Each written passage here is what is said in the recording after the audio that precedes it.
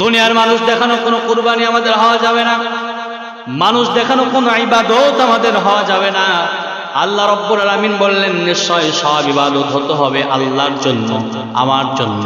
কুরবানি দিবে, এখানেও রাজি খুশি করতে হবে আল্লাহকে। তুমি দান করবে, এখানেও রাজি খুশি রাখতে হবে আল্লাহকে। মানুষ তোমাকে দানবীর বলবে, বাহবা দেবে, এই জন্য দান করলে ওই দান আমার দরবারে পৌঁছাবে না। তোমার অর্থ সম্পদ হয়েছে, হজ করবে মানুষ দেখানোর জন্য, আমি আল্লাহকে রাজি খুশি করার জন্য হজ করো নাই। এলাকায় গিয়ে মানুষগুলো হাজী সাহেব বলে সম্মান করবে, সম্বোধন করবে, এই কারণে তুমি হজ করেছো। বলেন তো, মানুষ দেখানো যদি কোনো মানুষ হজ করে, ওই হজ কি আল্লাহর দরবারে কবুল হবে? দুই ভাইয়ের মধ্য থেকে কাবিল বেছে বেছে তার সব থেকে খারাপ জিনিসগুলো রেখে আসলো, হাবিল তার সম্পদের মধ্য থেকে বেছে বেছে সব থেকে ভালো জিনিসগুলো মনটা ফ্রেশ করে কোরবানির উদ্দেশ্যে রেখে আসলো। দেখা গেল আল্লাহ রাব্বুল আলামিন হাবিলের কোরবানিটা কবুল করলেন। এই জন্য আল্লাহ রাব্বুল আলামিন হাবিলের কোরবানি যখন কবুল করে ফেললেন, কাবিলের কোরবানি যখন কবুল করলেন না, ওই সময় কাবিল রাগান্বিত হয়ে গেল। কাবিল রাগান্বিত হয়ে বললেন, ইদ করবা কুরবানান ফাতুকব্বিলা মিন আহাদিহিমা ওয়া লাম ইউতাকাব্বাল মিনাল আখার। ও ভাই, যেহেতু তোমার কোরবানি কবুল হয়েছে, তোমাকে আর বাঁচিয়ে রাখবো না, তোমাকে হত্যা করব।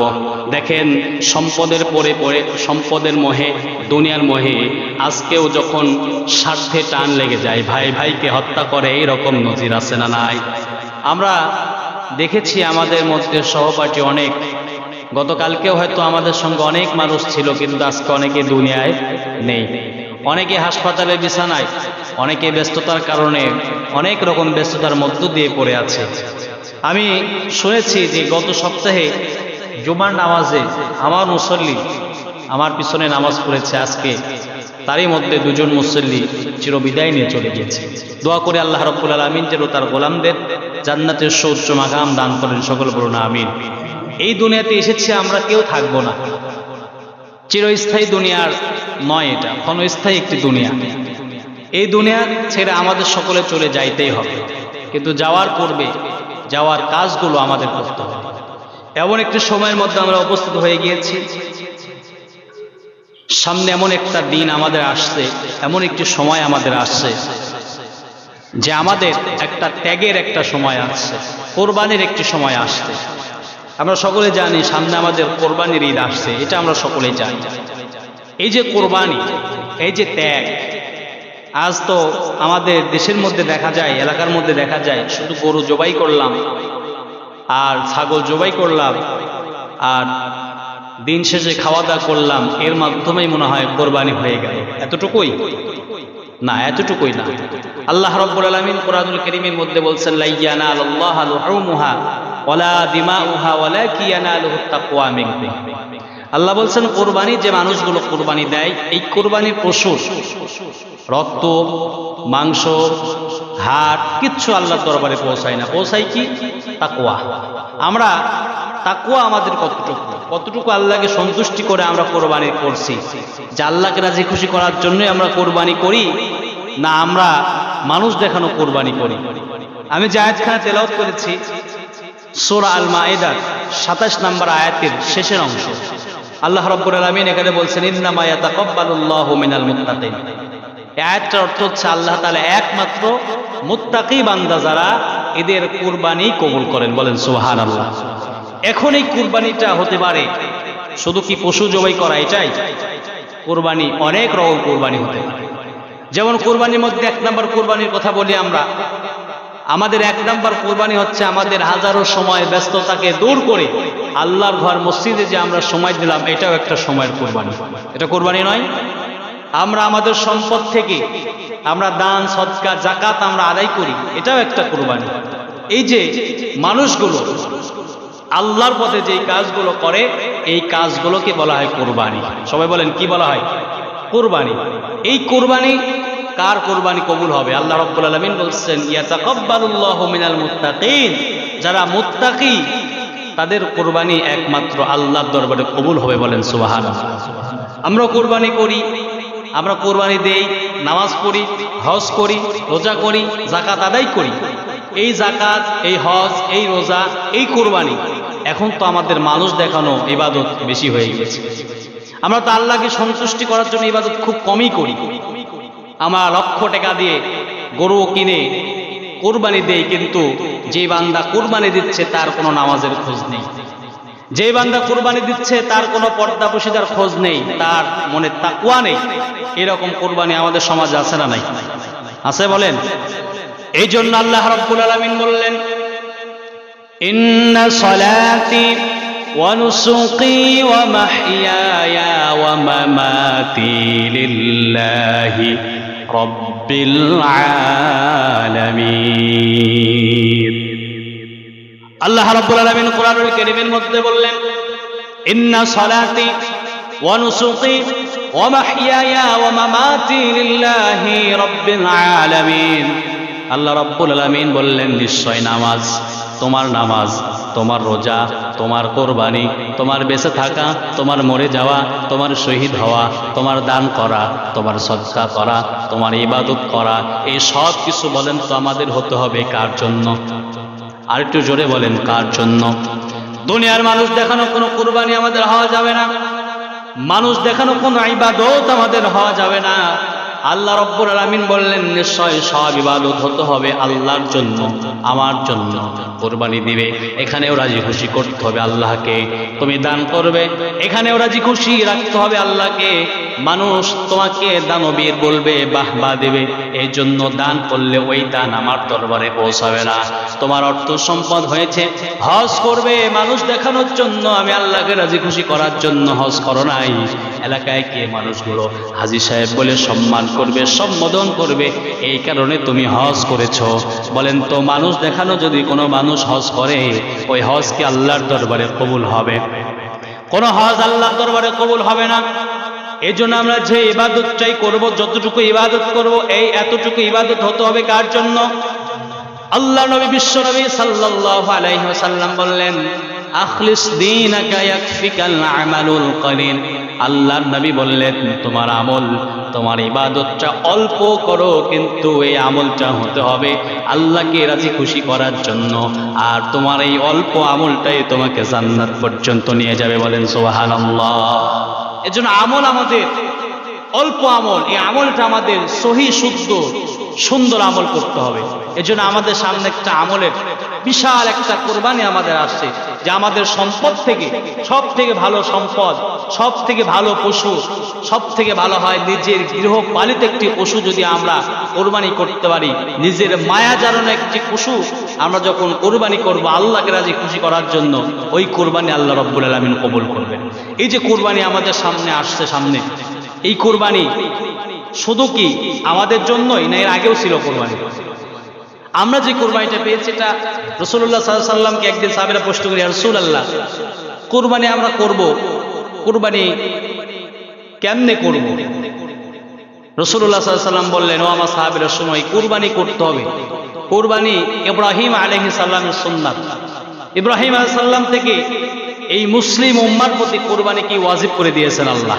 এজন্য যাদের অর্থ সম্পদ সামর্থ্য আছে, এদের কোরবানি করা কি ওয়াজিব, এদের কোরবানি করা কি ওয়াজিব। এই কোরবানি শুধু ইব্রাহিম আলাইহিস সালাম এখানেই নয়, এই কোরবানি যুগে যুগে হযরত আদম আলাইহিস সালাম থেকে শুরু করে এই কোরবানির প্রচলন শুরু হয়েছে। শুধু ইব্রাহিম আলাইহিস সালাম ইসমাঈল আলাইহিস সালামকে জবাই করলেন, এখানেই কোরবানি ইতিহাস এতটুকুই না, এর আগেও কোরবানি ছিল। আল্লাহ রাব্বুল আলামিন কোরআনুল কারীমের মধ্যে বললেন, ওয়ালিকুল্লি উম্মাতিন জাআলনা মানসাকাল লিয়াযকুরু ইসমাল্লাহি আলা মা রাযাকাহুম মিন বাহীমাতিল আনআম। আল্লাহ রাব্বুল আলামিন বললেন, আমি প্রত্যেক সম্প্রদায়ের, শুধুমাত্র মুসলমান ইব্রাহিম আলাইহিস সালামের সম্প্রদায় নয়, মুহাম্মদুর রাসূলুল্লাহর সম্প্রদায় নয়, আল্লাহ রাব্বুল আলামিন বললেন, ওয়ালিকুল্লি উম্মাতিন জাআলনা, প্রত্যেক সম্প্রদায়ের উপরে আমি আল্লাহ রাব্বুল আলামিন কুরবানির নিয়ম দিয়েছিলাম। আদম আলাইহিস সালামের যুগে আমি কুরবানির নিয়ম দিয়েছিলাম, পরবর্তী জামানার সব নবী রাসূলদের কুরবানি দিয়েছিলাম। পয়গম্বর আদম আলাইহিস সালাম দুনিয়ার প্রথম নবী, আদম আলাইহিস সালামের প্রতি আল্লাহ রাব্বুল আলামিন কেমন কোরবানি দিলেন।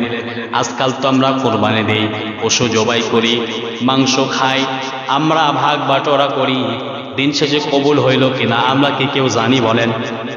কিন্তু আদম আলাইহিস সালামের যুগের কোরবানি ছিল, কোরবানি যে মানুষ কোরবানি করবে, কোরবানির জন্তুটা একটা স্থানে রেখে আসতে হবে। আল্লাহ রাব্বুল আলামিন যার কোরবানিটা কবুল করবে, তার কোরবানি আসমান থেকে একটা আগুন এসে এই কোরবানিটা, পশুটা বা সম্পদটা ধূলিসাৎ হয়ে আগুনে পুড়ে আকাশের দিকে নিয়ে যাবে। যার কোরবানিটা পুড়ে ছাই হয়ে যাবে, তখনই মানুষ বুঝবে যে এর কোরবানিটা কবুল হয়েছে। যার কোরবানি পুড়ে ছাই হবে না, আকাশের দিকে যাবে না, তার কোরবানি কবুল হবে না।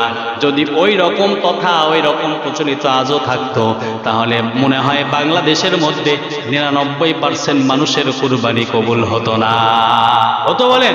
সুদের টাকা, ঘুষের টাকা, দুর্নীতির টাকা, অন্যায় করা টাকা, এই টাকা দিয়ে আপনি কোরবানি করছেন আর বলছেন মানুষ কোরবানি না করলে মানুষে কি বলবে? এই কোরবানি আল্লাহর দরবারে কবুল হবে না। কোরবানি কোথা থেকে এসেছে দেখেন, আমরা তো শুধু জানি ইব্রাহিম আলাইহিস সালাম ইসমাঈল আলাইহিস সালামকে জবাই করেছে, এটা থেকেই কোরবানি না। আদম আলাইহিস সালাম থেকে কুরবানির তথা প্রচলিত হয়েছে। আল্লাহ রাব্বুল আলামিন বলছেন ওয়ালিকুল্লি উম্মাতিন জাআলনা মানসাকাল। আল্লাহ রাব্বুল আলামিন বলছেন প্রত্যেক সম্প্রদায়ের জন্য আমি আল্লাহ রাব্বুল আলামিন কুরবানির বিধান দিয়েছিলাম। আদম আলাইহিস সালামের যুগে কুরবানির বিধান আল্লাহ রাব্বুল আলামিন দিলেন। আদম আলাইহিস সালামের সন্তান আল্লাহ রাব্বুল আলামিন এমন ভাবে সন্তান দিতেন, প্রত্যেক বছরে 2টা করে সন্তান আল্লাহ রাব্বুল আলামিন আদম আলাইহিস সালাম আম্মা জান হাওয়া আলাইহিস সালামকে দিতেন। সবাই বলেন কয়টা করে সন্তান দিত আল্লাহ? 2টা করে সন্তান দিত, একটা ছেলে একটা মেয়ে। এইভাবে আদম আলাইহিস সালামকে আল্লাহ রাব্বুল আলামিন সন্তান দিত। ওই সময় এমন একটা সিস্টেম ছিল, আপন বোনকে বিবাহ করা হারাম ছিল। আজও আমাদের আপন বোনকে বিবাহ করা জায়েজ না হারাম? যার সঙ্গে যে বোনটা জন্মগ্রহণ করবে তার সঙ্গে বিবাহ করা হারাম। আল্লাহ রাব্বুল আলামিন বিধান করে দিয়েছিল। ওই সময় তো গোটা পৃথিবীতে আর কোনো মানুষ নাই, আদম আর হাওয়া ছাড়া কোনো মানুষ নাই। এর পরবর্তীতে যে মানুষগুলো দুনিয়া আসবে এদের বিবাহ বন্ধন হবে। আল্লাহ রাব্বুল আলামিন আদমকে পারমিশন দিলেন, অর্ডার দিলেন, আদম তোমার যে সন্তানগুলো দুনিয়ায় আসবে, যমজ সন্তান আসবে, হাবিলের সঙ্গে একটা মেয়ে আসবে, কাবিলের সঙ্গে একটা মেয়ে আসবে। এইভাবে করতে করতে প্রতিটা জোড়ায় একটা ছেলে একটা মেয়ে আসবে। তবে মনে রেখো যে জোড়ার সঙ্গে যে মেয়েটা আসবে ওই জোড়ার সঙ্গে ওই মেয়ের বিবাহ জায়েজ হবে না। অর্থাৎ আদম আলাইহিস সালামের বড় ছেলে হাবিল, ছোট ছেলে কাবিল, হাবিলের সঙ্গে যেই মেয়েটা আসবে এই মেয়ের সঙ্গে হাবিলের বিবাহ বৈধ হবে না। আবার কাবিলের সঙ্গে যে মেয়েটা দুনিয়ায় আসবে ওই মেয়ের সঙ্গে কাবিলের বিবাহ বৈধ হবে না। আল্লাহ রাব্বুল আলামিন অর্ডার দিয়ে দিলেন, হে আদম শোনো, হাবিলের সঙ্গে যে মেয়ে আসবে তার সঙ্গে কাবিলের বিয়ে হবে, এবং কাবিলের সঙ্গে যে মেয়ে আসবে ওই মেয়ের হাবিলের সঙ্গে বিয়ে হবে। এইভাবে যখন প্রত্যেক বছর আল্লাহ রাব্বুল আলামিন আদম আলাইহিস সালাম এবং হাওয়া আলাইহিস সালামকে সন্তান দিলেন, বিবাহের উপযুক্ত যখন হয়ে গেল, আল্লাহর নবী আদম আলাইহিস সালাম বললেন, আমার সন্তানেরা, বিবাহর আদেশ আল্লাহ রাব্বুল আলামিন দিয়েছেন, সুতরাং হাবিলের সঙ্গে যে মেয়েটা এসেছে এই মেয়েকে বিয়ে করবে কাবিল, আর কাবিলের সঙ্গে যে মেয়েটা এসেছে এই মেয়েকে বিয়ে করবে হাবিল। তাফসীরের মধ্যে এসেছে, তাফসীরকারগণ বলেন কাবিলের সঙ্গে যে মেয়েটা জন্মগ্রহণ করেছিল এই মেয়েটার চেহারা ছিল সুন্দর। কাবিল বাবাকে বলে, বাবা আমার সঙ্গে আমার যেই বোন জন্মগ্রহণ করেছে এই বোনকে আমি বিয়ে করব। হাবিল বলে, না, আল্লাহ বিধান দিয়েছে জোড়ার সঙ্গে বিয়ে হবে না, অপর জোড়ার সঙ্গে বিবাহ হবে। কাবিল বলে, না, আমার সঙ্গে যে মেয়েটা এসেছে তাকে আমি বিয়ে করব। আজও দেখেন গোটা পৃথিবীর মধ্যে সুন্দরী মেয়ের পেছনে যুবকেরা ঘুরে, যেদিকে সুন্দর পাই সেদিকে দৌড়ায়, এরকম আছে না নাই? বাবা মায়ের কথাও শোনে না, আল্লাহর বিধানও শোনে না, সুন্দরী পাইলে দৌড়ায়, আছে না নাই? ঠিক তৎকালীন যুগে সেই সময় কাবিল বাবাকে বলল, বাবা আমার সঙ্গে যে বোনটা দুনিয়ায় এসেছে আমার সঙ্গেই তো গর্ভে ছিল, এই বোনকে আমি বিয়ে করব। আল্লাহর পয়গম্বর আদম বললেন, ও আমার সন্তানেরা শুনে রাখো, তোমরা বিবাহ করবে, তোমরা যখন বলছো তাহলে তোমাদের একটা পরীক্ষা হয়ে যায়। আল্লাহ রাব্বুল আলামিন কোরআনুল কারীমের মধ্যে তার নবীকে শুনিয়ে দিলেন। আল্লাহ রাব্বুল আলামিন বললেন, ওয়াতলু আলাইহিম নাবা বানাই আদম বিল হাক্কি ইয ক্বাররাবা কুরবানান ফাতুকব্বিলা মিন আহাদিহিমা ওয়া লাম ইউতাকাব্বাল মিনাল আখার। আল্লাহ রাব্বুল আলামিন বললেন, ইয়া রাসূল শুনেন, ওয়াতলু আলাইহিম নাবা আবনাই আদম বিল হক, আদম আলাইহিস সালামের দুই পুত্রের বৃত্তান্ত আপনি শুনুন। যখন আদম আলাইহিস সালাম বললেন, আমার সন্তানেরা তোমরা দুজন কোরবানি করো, তোমাদের সম্পত্তি কোরবানি দাও। তাফসীরের মধ্যে এসেছে কাবিল ফসলের আবাদ করত, হাবিল পশু পালন করত। আল্লাহ রাব্বুল আলামিনের যখন নির্দেশ আসলো একটা পাহাড়ি জায়গায় গিয়ে তোমাদের সম্পদগুলো রেখে আসবে, যার সম্পদটা আল্লাহ রাব্বুল আলামিন কবুল করবে তার সম্পদটা আল্লাহ তুলে নিয়ে যাবে। দুই ভাইয়ের মধ্য থেকে কাবিল বেছে বেছে তার সব থেকে খারাপ জিনিসগুলো রেখে আসলো, হাবিল তার সম্পদের মধ্য থেকে বেছে বেছে সব থেকে ভালো জিনিসগুলো মনটা ফ্রেশ করে কোরবানির উদ্দেশ্যে রেখে আসলো। দেখা গেল আল্লাহ রাব্বুল আলামিন হাবিলের কোরবানিটা কবুল করলেন। এই জন্য আল্লাহ রাব্বুল আলামিন হাবিলের কোরবানি যখন কবুল করে ফেললেন, কাবিলের কোরবানি যখন কবুল করলেন না, ওই সময় কাবিল রাগান্বিত হয়ে গেল। কাবিল রাগান্বিত হয়ে বললেন, ইয ক্বাররাবা কুরবানান ফাতুকব্বিলা মিন আহাদিহিমা ওয়া লাম ইউতাকাব্বাল মিনাল আখার। ও ভাই, যেহেতু তোমার কোরবানি কবুল হয়েছে, তোমাকে আর বাঁচিয়ে রাখবো না, তোমাকে হত্যা করব। দেখেন, সম্পদের পরে পরে সম্পদের মোহে, দুনিয়ার মোহে আজকেও যখন স্বার্থে টান লেগে যায়, ভাই ভাইকে হত্যা করে, এইরকম নজির আছে না নাই? শুধু এই যুগে না, আদম আলাইহিস সালামের সন্তান যখন দেখেছে না আমার যে ক্যান্ডিডেট সে বেঁচে থাকলে এই মেয়েকে আমি পাবো না, সুতরাং তাকে দুনিয়াতে বাঁচিয়ে রাখারই দরকার নাই, সে তখন কি বলল, ইয ক্বাররাবা কুরবানান ফাতুকব্বিলা মিন আহাদিহিমা ওয়া লাম ইউতাকাব্বাল মিনাল আখার। তোমাকে আমি হত্যা করব। তার প্রথম ডিসিশন ছিল, আমি তোমাকে হত্যা করব, তোমাকে দুনিয়াতে বাঁচিয়ে রাখবো না, কারণ তুমি যদি বেঁচে থাকো তাহলে এই বোনকে আমি পাচ্ছি না। আজও দেখে এরা যুব সমাজ সব থেকে ধ্বংসের প্রধান কারণ হচ্ছে মেয়ে। সব থেকে ধ্বংসের প্রধান কারণ এই মেয়ের পিছনে যে যুব সমাজগুলো চলাচল করছে, এই সমাজগুলো ধ্বংস হয়ে যাচ্ছে। চারিদিকে হত্যা, যুবকের লাশ, হত্যা, মার্ডার কেন হচ্ছে? আপনি একটু সুন্দরভাবে খোঁজ নেবেন, দেখবেন অধিকাংশ, বেশিরভাগ এই মেয়ের কারণে এই হত্যাযজ্ঞগুলো হচ্ছে। এই কাজগুলো কোনোদিন ভালো মানুষের কাজ নেই, কাজ শয়তানের কাজ। এই কাজ কার কাজ? কাবিল যখন বলল, ভাই তোমাকে হত্যা করবো, হাবিল উত্তর দিল কি, ইন্নামা ইয়াতাকাব্বালুল্লাহু মিনাল মুত্তাকিন। ভাই শোনো, মুত্তাকি যারা, তাকওয়াওয়ালা যারা না, মুত্তাকি ব্যতীত কারো কোরবানি আল্লাহর দরবারে কবুল হবে না। সুতরাং তোমার মধ্যে তাকওয়া ছিল না। তুমি যে কোরবানি করেছো আল্লাহকে রাজি খুশি করার জন্য নয়, তুমি কোরবানি করেছো মেয়েকে পাওয়ার জন্য, আর আমি কোরবানি করেছি আল্লাহকে খুশি করার জন্য। আজও যারা কোরবানি করবে, গরু জবাই করবে, যদি দুনিয়াবি মানুষ দেখানোর জন্য কোরবানি করে, কোরবানি কবুল হবে? কবুল হবে না। আল্লাহ রাব্বুল আলামিন এবার কোরআনুল কারীমের মধ্যে বললেন, দুই ভাই যখন কথোপকথন হচ্ছে, কাবিল বলল, ওয়ালাম ইউতাকাব্বাল মিনাল আখার, ও ভাই আমি তোমাকে হত্যা করব, তোমাকে দুনিয়ার কেউ বাঁচাতে পারবে না, আমি তোমাকে হত্যা করেই ফেলবো। ক্বালা লা আকতুলান্নাক, হাবিল বলল, ভাই রে, মুত্তাকি যে তার কোরবানিটাই তো আল্লাহর দরবারে কবুল হবে। আর শুনে রাখো, লাইম বাসাত্তা ইলাইয়া ইয়াদাকা লিতাকতুলানি মা আনা বিবাসিতি ইয়াদিয়া ইলাইকা লিয়াকতুলাক। আল্লাহর পয়গম্বরের সন্তান হাবিল বলল, ভাই আমাকে হত্যা করার জন্য তোমার যে হাত আমার দিকে অগ্রসর করবে, তুমি আমাকে হত্যা করবে। কিন্তু আমি ভাই বললাম, ইলাইয়া ইয়াদাকা লিতাকতুলাক, আমি তোমাকে হত্যা করার জন্য সামনে আগাবো না। হাবিল বলল, ভাই তোমাকে আমি হত্যা করব না, তুমি আমাকে হত্যা করার প্রস্তুতি নাও, কিন্তু আমি তোমাকে হত্যা করব না। কেন করবে না? শুনে রাখো, ইন্নী আখাফুল্লাহ রাব্বাল আলামিন, আমি একমাত্র ভয় করি আমার আল্লাহকে। সবাই বলেন, কাকে ভয় করে? যার মধ্যে ভয় থাকবে আল্লাহর, সে দুনিয়ার কোনো মানুষকে হত্যা করতে পারবে? বলেন, যার মধ্যে আল্লাহর ভয় থাকবে সে অন্যায় করতে পারবে না। হাবিল বলল, তুমি হত্যা করার জন্য আমার দিকে অগ্রসর হবে, আর শুনে রাখো আমি তোমার দিকে অগ্রসর হব না, কারণ ইন্নামা ইন্নী আখাফুল্লাহ রাব্বাল আলামিন, আমি ভয় করি আমার আল্লাহকে, ওই আল্লাহকে ভয় করি, আমি তোমাকে হত্যা করব না। আর শুনে রাখো, ইন্নী উরিদু আন তাবুআ বিইসমি ওয়া ইসমিকা ফাতাকুনা মিন আসহাবিন নার। আল্লাহর পয়গম্বরের সন্তান হাবিল যখন বলল, ভাই তুমি আমাকে হত্যা করবে, তুমি আমার পাপ এবং তোমার পাপ দুইটা পাপেরই ভাগীদার তুমি হয়ে যাবে।